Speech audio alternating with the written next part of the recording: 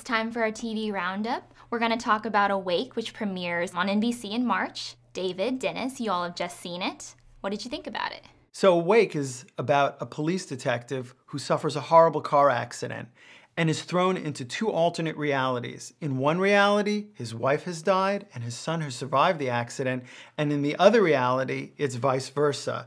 His wife has survived and his son has died. That's really fascinating. He goes to sleep and wakes up in the other reality. He doesn't know. Is it a dream? Which one's the dream? Right. Which one's the reality? Are they both real? There is a house built out of stone. Did she tell you why she wants to move? She says it's too hard to live with the empty room upstairs. And yet, you're determined to stay there. This is a place where I don't feel alone. The thing is, for me, the room upstairs isn't empty.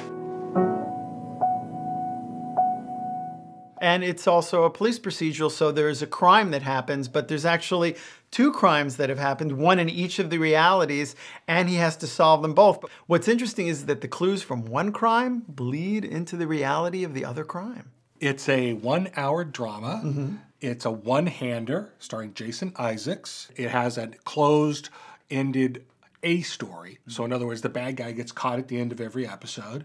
But it has a serialized B story, which is what's going on with this whole reality shifting thing. And what's the additional twist is that he's been assigned a psychiatrist in each of the realities, and each of the psychiatrists works with him to try to figure out which reality is the truth. One thing about Jason Isaacs is he's a great actor, and most, I think, remember him as Lucius Malfoy from Harry Potter. Yep. Because of that, people tend to forget that he has a long run of credits where he gave great performances. Such as? Such as, well, he was a bit of a mustache-twirling villain in The Patriot. Yes, he was. But that practice at being the villain really stands him in good stead as a very believable detective. He was really good in Brotherhood. He was also fantastic in a BBC series called The State Within, where he played the British ambassador to Washington, D.C. He not only brings a real emotional depth to his character and the pain that he is dealing with, but he's still got to do his job as a detective. All the while, everyone in his precinct thinks that he might be going a little mad at this point, even though he hasn't disclosed to them that he's dealing with two realities. Only his psychiatrists know about the dual realities. So I'll get the uniforms to get all the plate numbers. We'll head back to the station and start making calls. Just send me the numbers. I'll call myself from home. Are you okay? Yeah. We have Laura Allen, who plays Hannah Britten, the detective's wife. I don't get a sense that she's really grieving after the death of her son. And yeah, I understand that she goes off and starts to paint the house and remodel it, and that's a coping method that some people deal with a loss. Mm-hmm.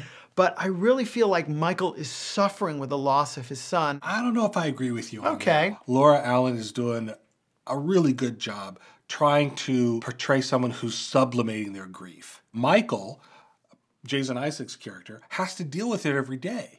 Because every day he's got to make this kind of whiplash back. It's my son, it's my wife, it's my son. But Laura, her character's trying to move on. Right. And her character's trying to survive. We also have Rex, played by Dylan Minnette, who is the son. Mm-hmm. Now, I have a little bit of a problem with this character because, once again, we get into that whole, oh, you're never around, Dad, kind of thing. I'm so sick and tired of that. I understand that maybe he's not around. He's a cop. He's got long hours. It's been done too much. Yeah. Okay, pick something else. Maybe the kid can fall in with a bad crowd. There's other ways to show there's a gulf between the father and the son than that time-honored, you're not around anymore. Oh, God. So let's talk about the two psychiatrists who have major roles in this pilot. One is played by B.D. Wong. He plays Dr. John Lee. An elaborate and ongoing dream in which you haven't lost your son, relieving you of the obligation of dealing with his death. And the other is a wonderful veteran actress, Cherry Jones, who plays Dr. Judith Evans.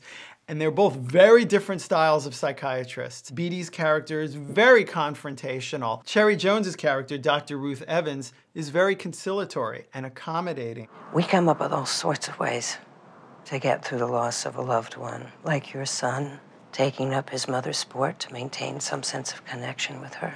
Kyle Killen is the creator, and he is paired up with a very experienced television producer. Howard Gordon. Exactly. 24, Homeland, Buffy, X-Files, real veteran in television. Besides the concept, is the actual procedure part pretty realistic? I have a soft spot for cop shows. Love them, actually. They do all the right things. He makes a credible detective. His partners and his squad room are all credible. He does that good thing about being the kind of troubled detective where the clues, he just can't let it go and he's got to keep digging and digging. So yeah, that comes off pretty good. Well, this sounds like a great show. Take your tickets.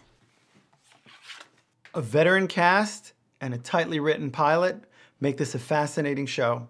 Time will tell if the premise holds up. I give it a cautious see it. Well, I'm more positive about it than you are. I think that the fascinating twist and the great performance from Jason Isaacs keeps this procedural from being just another cop show. So for fans of the genre, this is definitely a see it. Cheers. Cheers, guys. Cheers. Awake. Awake.